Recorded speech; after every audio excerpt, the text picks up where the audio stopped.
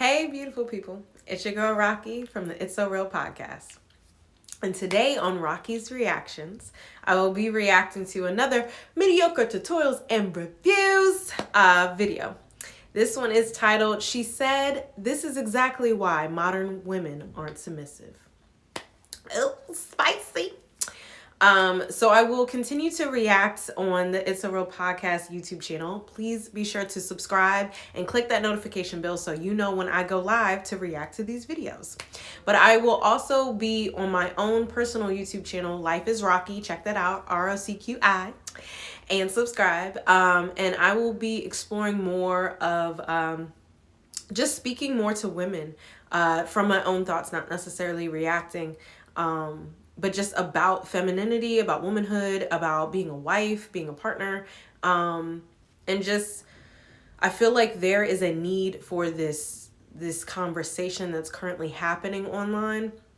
And I'm starting to see a few women speak out about it, but a lot of the women that are speaking about femininity are still coming from that patriarchal context. And I'm not down with that. I'm like a new age femininity, you know? So I want to explore more of that. So check out my personal YouTube channel, Life is Rocqi, for that exploration. But continue to subscribe to It's a Real Podcast so that way you can see Rocqi's reactions. Remember to check out our playlists. Our playlists are huge. So not only is there a Rocqi's reaction playlist where you can see all my reaction videos, you can also see the different topics that we talk about in our podcast. Whether that's you being curious about Osos and I Life partnership, or you wanting to hear more about Black and queer content, or polyamorous content, or just sex, love, and connections content, or growth, mind, body, and spirit content. You know, we have playlists, so that way if you're looking for a specific topic, you can go directly to that playlist and see what videos we have, whether that's our podcast episodes. We also are starting to put our full podcast videos on our YouTube channel, so check that playlist out as well.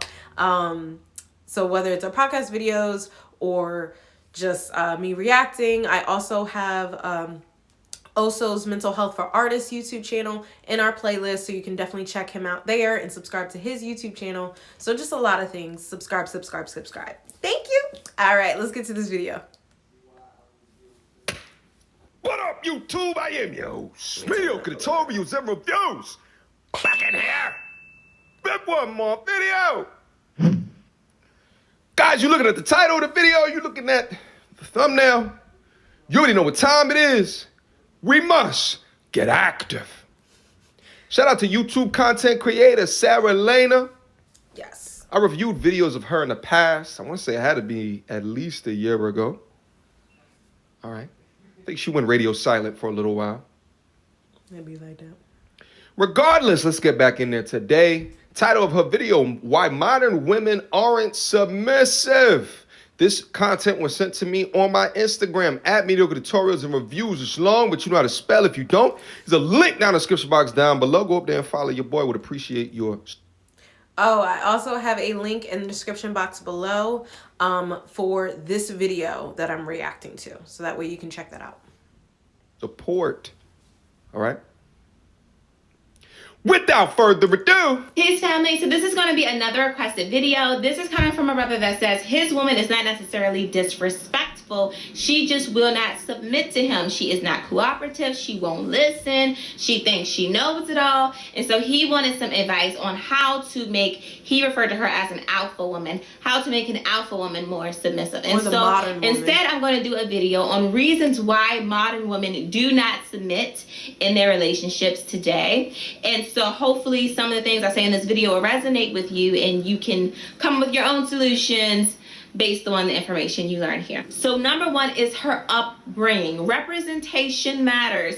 If she has never seen a woman submitting to a man, or if she has never witnessed anything positive come out of a feminine woman submitting to a man, then she will be less likely to be the type of woman to grow to be submissive in a relationship. Oftentimes, our mothers are our first role models as girls. Our mothers teach us what it means to be feminine, what it means to be womanly. And a lot of times our mothers are not feminine because unfortunately in our communities, A lot of mothers are single mothers that are doing things on their own, so they tend to be a little bit more on the masculine side. And no, a lot of us don't want to say anything negative about our mothers. We don't want to make it seem like our mothers didn't do the best that they could with what they knew and with what they had. But I'll say it for you. A lot of us have horrible representation of what a feminine woman is.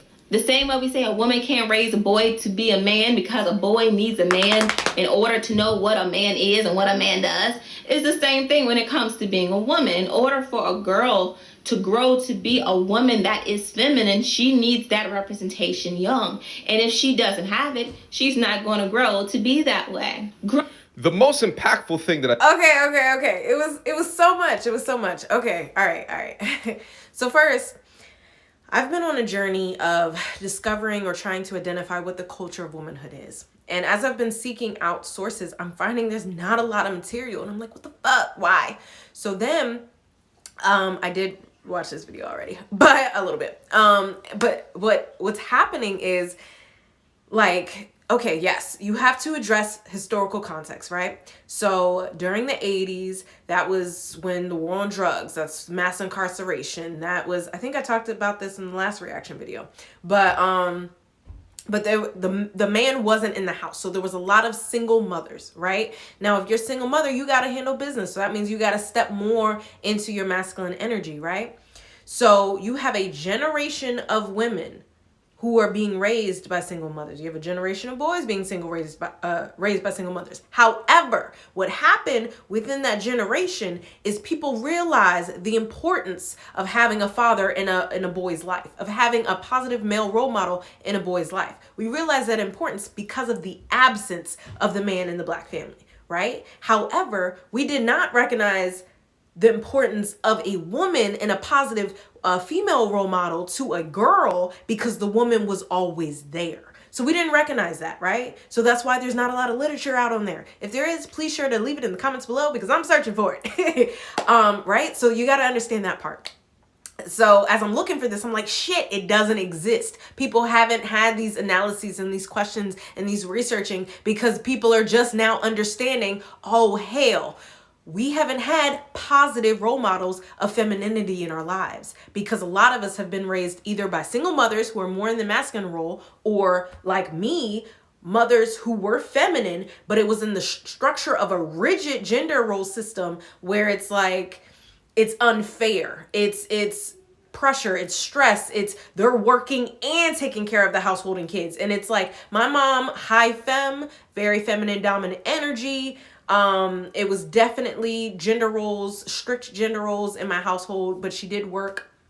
But it was like, I saw that and I was like, I don't want all of that. Like I take bits of it, but I don't want to be that example. I don't want to be that. But it was also not a hand down of lessons of wisdom of this is who you are as a wife. This is who you are as a mother. And that is why Oso and I want to establish rites of passage for our children, because we understand that these named lessons are very important for girls to grow into women and for boys to grow into men. Yes, humans are humans, and that is one thing as well, but there's also cultures that we have to address as well. So I think those are definitely reasons why women aren't submissive. It's because we haven't seen the example. Again, we're just now figuring out with the absence of that example, whether that's a positive example of a feminine woman or no, that's it.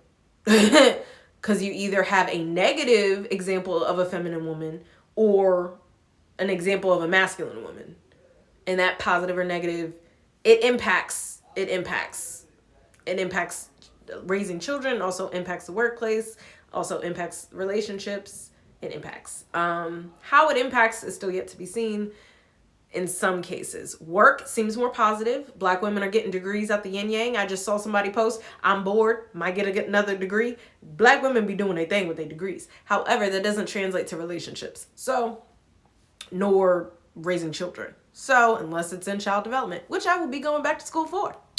But all right, let's see what else they got to say. It was so good. Oh, I definitely subscribed to her after this. I was like, okay, subscribing. Because I think more women, like, Women need to have these conversations. I don't know what it is about the female ego that there is not a lot of conversation about, but women are afraid to have these conversations. I don't know why. I'm fully allowed to self-reflect and hold myself accountable and grow. And I don't know what this is with women who don't want to grow, who don't want to reflect and see who they are as women, who they are as partners, who they are as mothers. Like, oh, maybe she says it. Think that she said there, outside of all there's no false, there's no fake news in anything that she just said.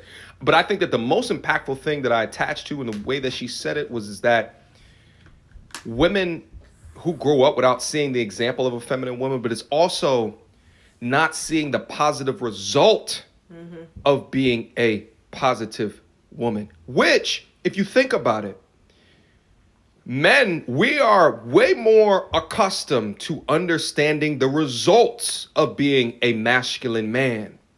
But from a woman's perspective, not only do they not see it, but there's a whole media engine that tells them, bump your femininity. There's movements, feminism, which makes them more masculine if they pay attention to the third and fourth wave version. Yeah, I was actually watching Disney's, sorry y'all, something in my eye. But I was actually watching Disney's Ice Princess with Michelle Trachtenberg. I am sorry. I forgot her last name, so I do not know how to pronounce it.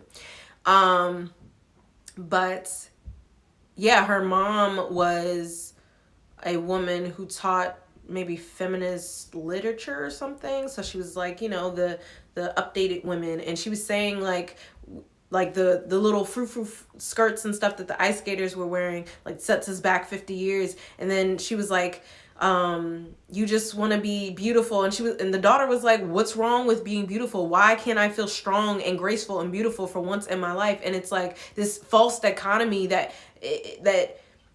we can't own our femininity, and we can't own our beauty, and we can't own our sensuality and our sexuality and our nurturing and our wisdom and our intuitiveness, while also being treated equally in the legal system, as well as within our relationships, as well as, you know, within our careers and stuff like that. And it's like, it doesn't have to be an either or, it can be an and both. And I think that's where, check out, and I'll put in the link in the description below, check out our Finding Balance series, where we talk about how to be a balanced woman and how to have a balanced relationship, where it's like, yeah, we don't talk about the and both. We don't talk about the fact that you can tap into both your masculine and your feminine energy, that you can do that. That is a possibility. Hello, other viewer. And it definitely needs to be more of a conversation, because this either or, like, I don't want to be all in my masculine. Yeah, that was cool for getting me through school. That was cool for setting up my career. But like in my relationships, and especially as I'm preparing for motherhood, that's not going to work, you know, not all the time. So it's like, I also need to embrace my feminine energy as well. And I used to be more connected to it. And I'll talk about this on my personal YouTube channel, Life is Rocqi. Remember to subscribe, as well as subscribe to the It's a Real Podcast YouTube channel. But yeah, it's this really needs to be explored more. This conversation needs to be more had, because women are just resistant. Like let's continue watching. Of it, which makes them much more masculine, which from a dating relationship perspective doesn't make them any more attractive to men. Right? It might make them more money into the future and pursuing whatever it is that they're pursuing to be the most awesome that they can. But what you find is that throughout the entirety of their life, when they take a look back and they look at all of the instances that they could have attracted a man that would have been their protector and provider, they lost out on those opportunities. So now they're living alone. Right? We all got aunties. Yeah, we all got aunties. You just like, every barbecue, she always coming up here single as hell. You know what I'm saying? That's okay. Let's keep going. That's okay. Check out our previous podcast episode. I am not settling, single and happy, because you can be single.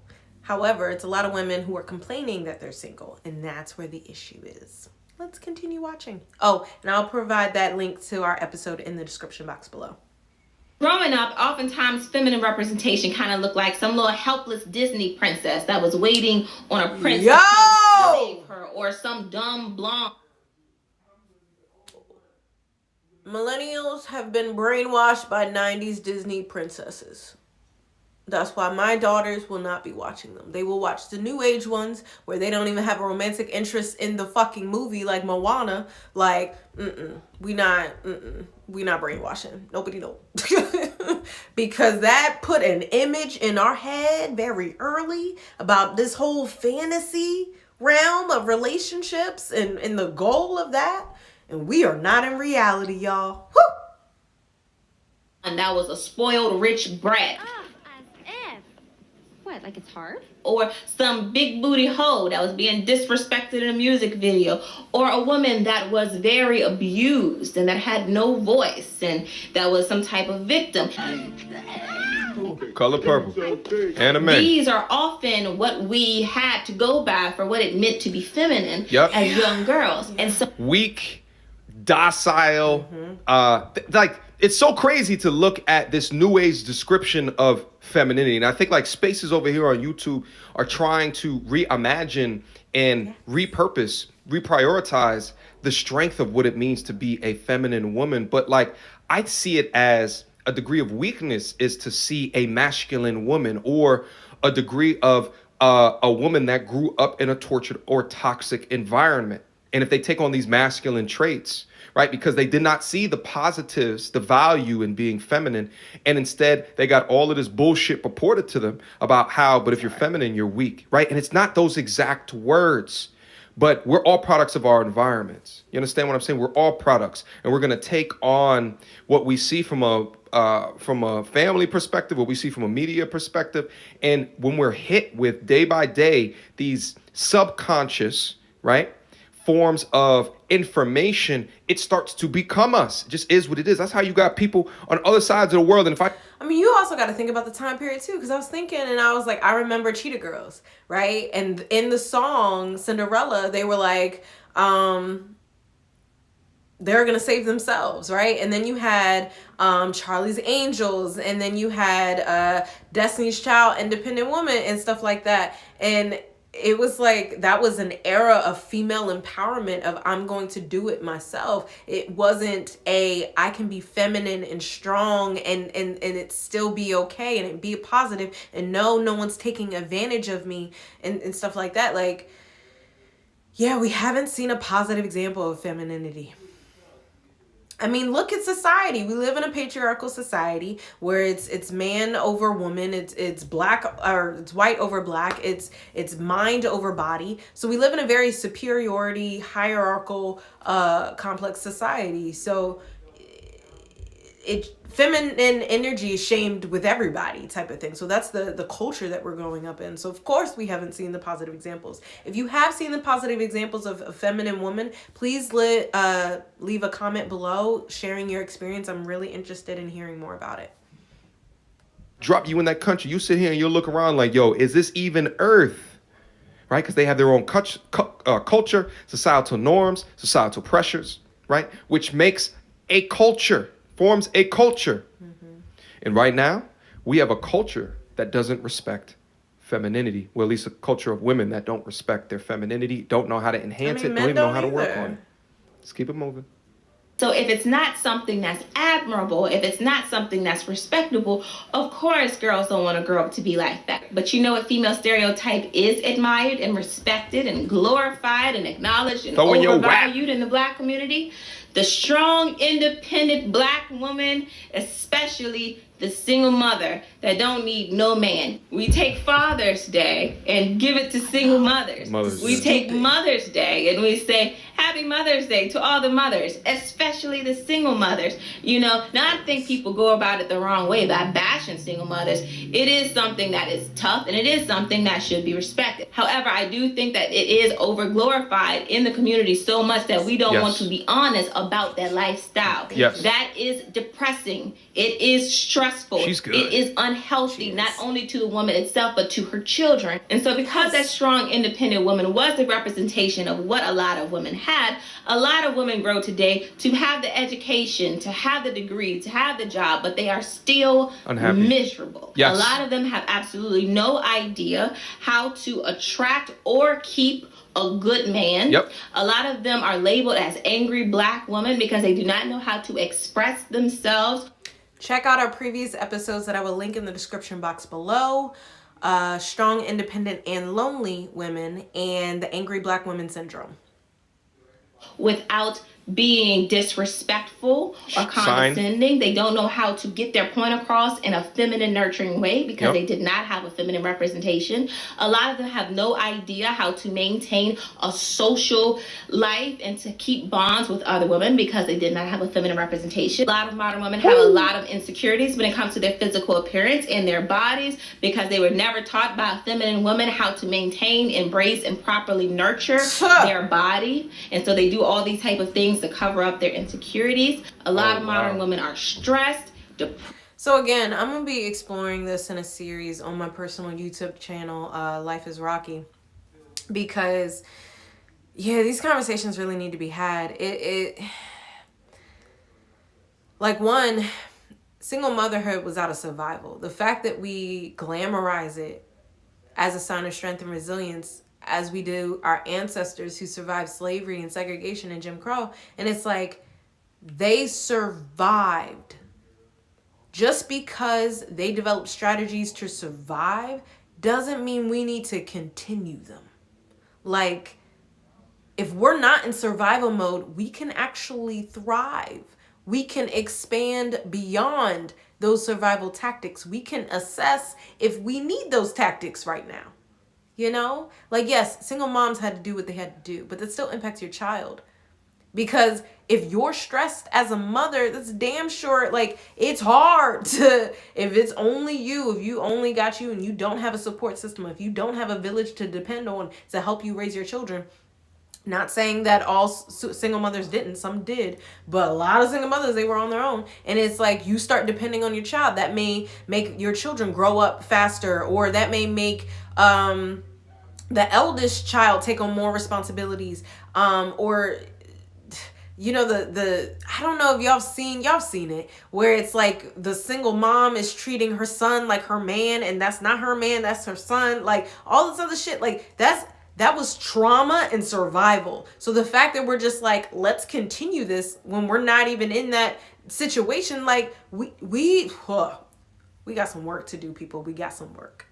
Stressed, lonely, low sex drive, having issues getting pregnant, and so many of this could be prevented if they had a feminine role model to teach them how. Oh, and as far as us not knowing about our bodies, that don't even have nothing to do with femininity. Well, a little bit, just because the body is more associated with feminine energy, and society, because it's patriarchal, prioritizes the mind and logic. So we are but I would also say it's a religious aspect as well. We are so shamed and disconnected from our bodies, whether that's our sexuality, whether that's just our menstruation. Like, we are just moving past the time period where the female orgasm is actually being explored. It once, if you were a woman seeking pleasure, was enough to get you thrown into a sane asylum. Like, our society has issues, y'all. We got work to do, okay? So go on my YouTube channel where I will be discussing how to do that work. Life is Rocqi. Subscribe.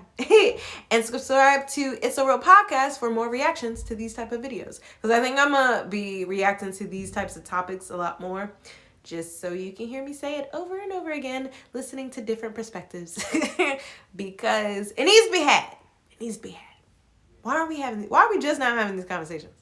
To be a woman. And so again, you know what's something I just thought of? She talked about all of these different things, and as she was saying all of these different things, I was thinking, well, how did it become to be that way? And there's some other systemic issues that, you know, we can talk about. But like, one thing that just popped into my mind is, like, this is actually one of the negatives of having a country full of free speech. This is because you can get businesses that are created and that can market products and can market ideas and can market to people's emotions in a way to have them feign accountability, to have them feel like entitlement is required, right? To feel like shame is dangerous, right? Like, no, shame is not dangerous. I think shame, to a degree, it depends how far that you push it, okay, can be very good in helping to shape a healthy community of people, You understand me? So, like, that's part of the... This is where I don't always agree with MTR. Accountability, yes. Shame, no. Humility, yes. Shame, no. Negative of free speech, like, if you maintain speech, right, like most of every other country outside the United States does, you have a less likely opportunity to be able to do that. But I would say this idea of free speech has worked so well for America that I'd rather the free speech happen, because I think what's going to happen is the good information will inevitably boil up to the top, but it's going to take decades, if not centuries, for it to be able to do that. I think what you see out on YouTube is this blossoming of information that can actually help people get to their goals, to stop thinking short term of all the ish that's being marketed to them, the bullshit that's being placed in front of their eyes short term, the benefits that they see out of this short term lifestyle, and look into the long term. Because more often than not, you're gonna lead a long life. What are you doing to maintain your happiness within that? I'm talking to dudes as well. What are you doing to maintain and exceed the expectations of the goals that you have hopefully already set for yourself? Many of us don't want to hurt our mother's feelings, so we don't want to suggest that she didn't do a good job raising us. But the truth of the matter is, many of us women had a horrible representation of what a feminine woman is. She did not have a submissive feminine woman to look up to. Therefore, she is not a feminine, submissive woman today. You know what else is damaging about that, not having a good representation of it, is because there's a lot of young women that never had good representations of it, but they still led fantastic and relatively healthy lives, but they find themselves struggling in relationships with men and competing for that leadership spot, but they don't yet realize that in that competition, they'll inevitably not be happy anyway, but they've not seen it into their past. I've had recent dating / relationships, and I look at the relationship that the mother had with the boyfriend or the husband, and then I look at the relationship and how she chooses to have dialogue and have conversations with me, and I'm just like, that is a direct representation. And man, she does not understand that she does not curtail the way that she chooses to represent herself to me, then she's going to lead a long, unhappy life, not really understanding usually until it's too late, usually until that wall has already hit. And now she has to significantly reduce her standards to attract the man that she's actually looking for, but not really looking for, because she could have gotten earlier when she was in her prime. She looked up to a single, independent woman that didn't need a man, and so today, that is what she is. I'm a strong woman because a strong woman raised me. That's what it said. Number 2 kind of ties into number 1 a little bit, and that is a lot of modern women, and men for that matter, have the wrong idea of what it means to be submissive in a relationship. A lot of men and women have a tainted and imbalanced understanding of submission nowadays. So before she explains it, my connection with submissive, one is through Bible, which I don't agree with, which is also patriarchal. And is also, the definition is yielding to a superior force.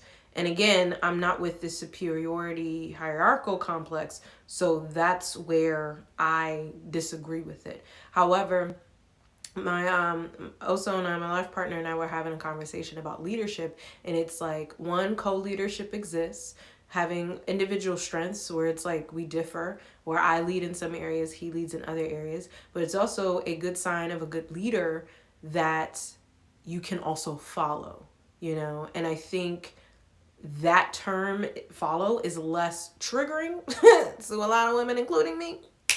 But it's also understanding that you can't lead in everything. You don't know everything. You're not strong at everything, and that's okay. That's why your partners, your teammates, you can work together.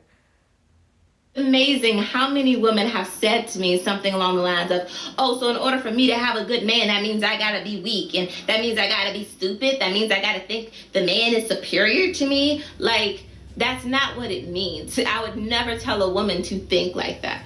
But that is what a lot of sisters think of when they think of being submissive. They think that that means that they are. But you also got to think about the men that we're hearing telling us to be submissive. A lot of the men are saying that we should be submissive to them just because of their genitalia, gender identity, and hormones, okay? No.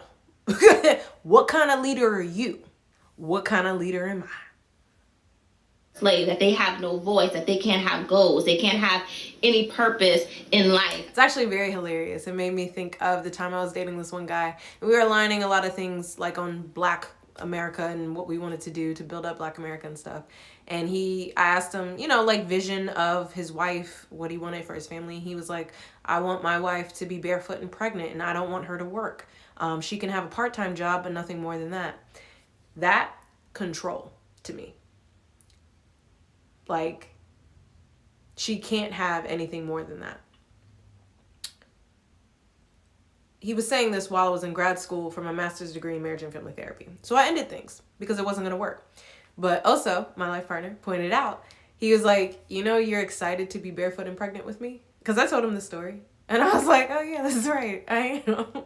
But it's because of the leadership that Oso portrays. And it's also like, he's not telling me I can't work because I enjoy the things that I do, okay? I'm not doing it just for the money. The money is nice, but I'm doing it because I actually enjoy it. And I don't want somebody to say that I can't do it just because of their fucking ego, the previous guy.